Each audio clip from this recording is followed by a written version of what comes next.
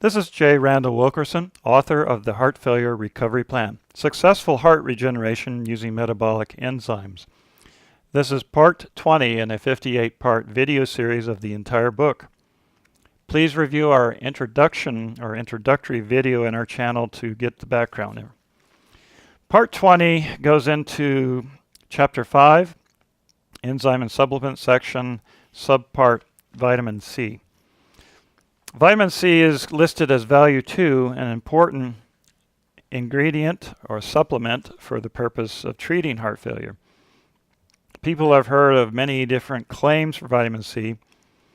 The Linus Pauling Institute even recommends 2,000 milligrams of vitamin C each day to prevent heart disease. Any quantity beyond 1,000 milligrams can have side effects, so it's best to break it up. If you're going to take 2,000, then break it up 4 times a day at 500 milligrams per dose. The recommended minimum is 250 milligrams 4 times per day as a minimum. A report in the American Heart Journal of 2011 covered a clinical study comparing the quantity of vitamin C in blood with the rate of heart failure in men and women. Yes, they actually determined how vitamin C would impact. For every 20 micromoles of vitamin C levels in the blood that increased, heart failure dropped by 9%. Well, this study included 9,187 men, 11,112 women, and they followed up for an average of 12.8 years. Dr. Enstrom at UCLA studied 11,000 subjects over 10 years. He found that those taking 300 milligrams of vitamin C each day reduced their risk of heart disease 50% in men and 40% in women. That's a huge reduction. So what does that mean to you? You need to take vitamin C to promote heart failure recovery.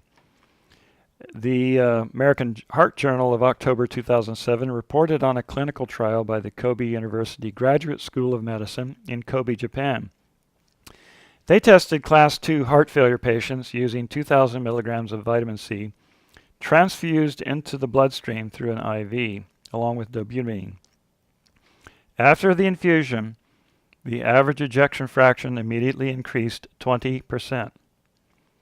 Now, 20% ejection fraction increase is a huge number, dramatically reducing classes of heart failure. Now, vitamin C tablets can raise your blood serum, but you need to take it over several times a day because the kidneys do filter out excess vitamin C. For dosages, start at 250 milligrams 4 times a day. Before any blood tests, discontinue taking vitamin C because it can interfere with lab results. Also, vitamin C can influence your blood thinning levels, that is, blood thinner medications. So take the same amount every day so that when you go into your cardiologist's office for a prothrombin time check, a ProTime test, this test will then be adjusted to permit you to take the vitamin C without interfering with the medication. Aspirin can also lower vitamin C levels. People taking 2 aspirin tablets every 6 hours saw their vitamin C levels drop 50%. There is a debate that vitamin C may increase an incidence of kidney stones. It's been tracked down to individuals, primarily men, who urinate high levels of oxalic acid. So you can have your doctor check your oxalic acid levels. Excessive doses can cause diarrhea, extra urination, stomach cramps. Just stop taking the vitamin C and readjust your dosage to reduce the sensitivity. Vitamin C is so important for heart failure recovery. Going back to that information that it increases your ejection fraction, that means it increases the blood flow from the heart rather dramatically. This is J. Randall Wilkerson, author of the Heart Failure Recovery Plan, Successful Heart Regeneration Using Metabolic Enzymes.